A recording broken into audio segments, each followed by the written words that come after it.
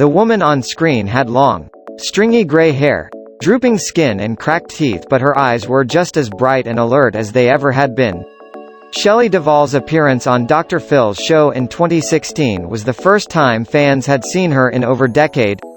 Shed retired from acting in 2002 after years of failing to find work, bar stint as executive producer on couple of TV movies and her Bedtime Stories series.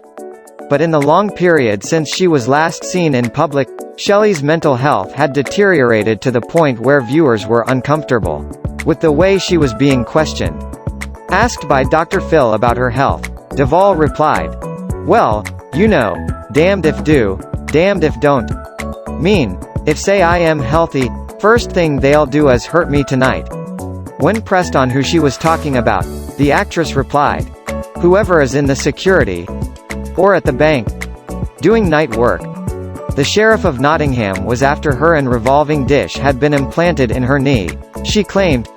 She tailed off before the conversation turned to Robin Williams, who Shelley had co-starred opposite in the 1980 hit Popeye. Robin, who had died earlier in 2016, wasn't actually dead but had shapeshifted into different forms, she said. "Well, Beatles escapes," she told the concerned TV host. "Don't know, Stones escape. He looks real good in some forms and in other forms he doesn't," she added, before admitting she was very sick and needed help. 29 previously, Shelley was at the top of her game. She was an up-and-coming Hollywood movie star who had been headhunted by the genius director Stanley Kubrick to star in the silver screen adaptation of Stephen King's haunting horror novel The Shining. King himself wanted another actress, Jessica Lange, to take on the role of the tough but naive cheerleader-esque wife and mother Wendy Torrance, whose mental health in the book is twisted by terror as her husband Jack Torrance, played by Jack Nicholson, loses his sanity and becomes murderous. But Kubrick was adamant Duvall was the right person for the job and set about recruiting her. Unfortunately for the then 28-year-old star, the next 13 months of working with the legendary director would drive her to the brink of madness. "I guess this is what most people know me for, right? And look, won't get into too much detail now, but that film was hell to be part of," Shelley admitted years later. "I mean, there was great cast, Jack Scatman Crothers, Danny Lloyd. They were all wonderfully hilarious people. But then there was Stanley Kubrick, the director of this iconic masterpiece. All I'll really say for now is that if he hadn't directed the way he did, if he hadn't done everything with force and cruelty, then guess it wouldn't have turned out to be as it was." From her first day on set, Kubrick took every opportunity to punish Shelley for unidentifiable misdemeanors and forbade the other cast and crew from offering her any comfort, telling them to ignore her whenever possible. "Don't sympathize with Shelley," he bluntly instructed them, leaving the young actress utterly alone and friendless during the most challenging role of her life. In order to get the most authentic reaction to the famous baseball bat scene in which Jack Nicholson's character slowly stalks and advances on his wife as she desperately tries to escape, Kubrick never explained to Shelley what was going on. He handed her bat and captured her genuine fear and terror as Jack prowled up the stairs towards Shelley, who by the end of the record-breaking 127-take scene was exhausted, hoarse and dehydrated from crying. She had bloody, raw wounds on her hands from clutching the weapon after tyrannical Kubrick coldly ordered her and Nicholson to repeat take after take to get the terrifying scene exactly as he wanted it. Shelley even started losing her hair from the stress of being on set and being subjected to the director's so-called special requirements.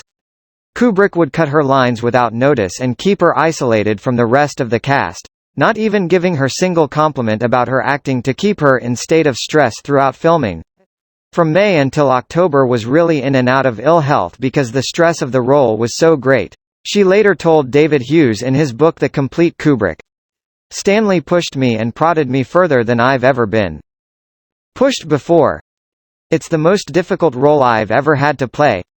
The legendary door scene in which the unhinged Jack Torrance breaks his way through bathroom door with an axe to get at Wendy as she desperately tries and fails to escape from the tiny window was another source of torment on set.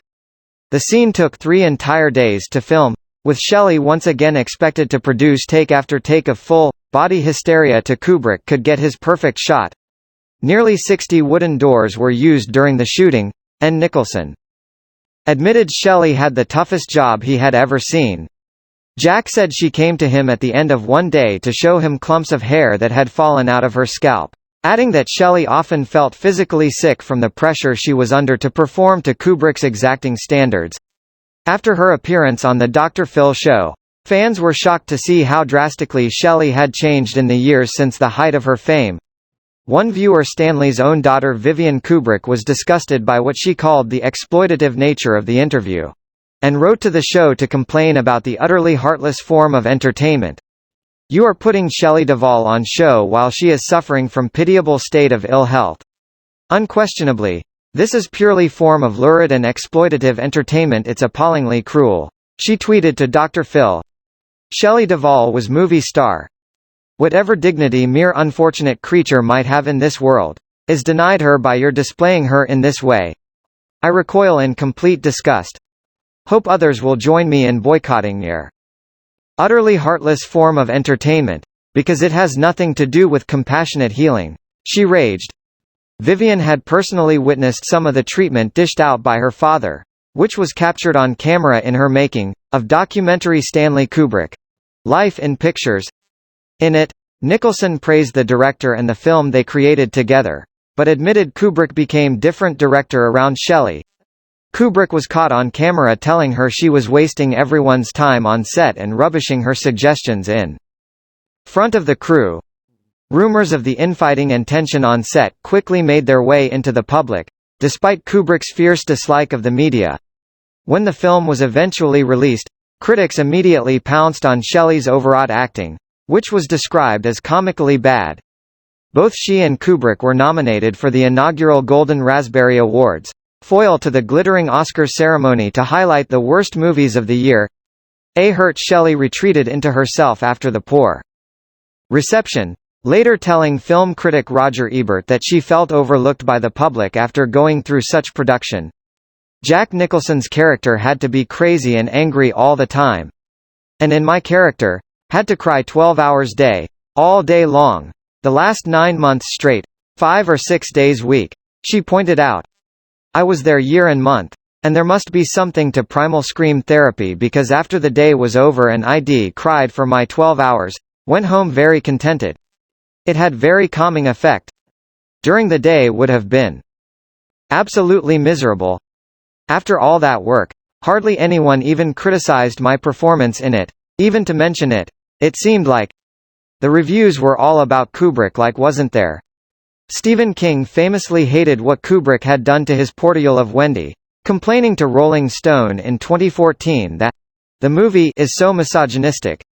Mean, Wendy Torrance is just presented as this sort of screaming dish rag.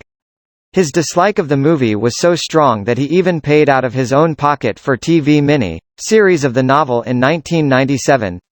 In order to get Kubrick's approval to re-adapt the source material, King had to agree in writing to stop criticizing the original film apart from its portrayal of Jack Torrance being insane before arriving at the Overlook Hotel. As for Shelley, she occasionally gave interviews about her experience of working with the perfectionist director and the trauma she experienced at his hands. She's believed to have retreated to her rural Texas home and is rarely seen in public anymore. The Actors Fund of America reportedly stepped in after her Dr. Phil interview to help pay for treatment. Her last social media post was in February 2017 when she shared throwback picture of herself with Sissy Spacek in the 1977 drama Women. Shelley had also blasted ageism in Hollywood in previous Instagram post next to picture of her younger self swigging beer. Life itself is one big roller coaster. She captioned it, "When you reach fame it's as though you're right at the top of this wild ride and you don't come down until your image starts to, when you're getting less roles and the public aren't as interested. In some years' time person will mention your name and the other might go, who in the world is that? Unless you're Shakespeare or God. This hasn't happened to me yet, the point where I am no longer relevant. But it will. It's not that can predict things. It's just that after certain age people in Hollywood are suddenly getting offered less roles in films," She added, "It's bit okay. It's definitely ageist. No? To me the age that you are doesn't define the talent you have. 20-year-old can be just as capable of remembering lines and doing what is needed just as much as 55-year-old.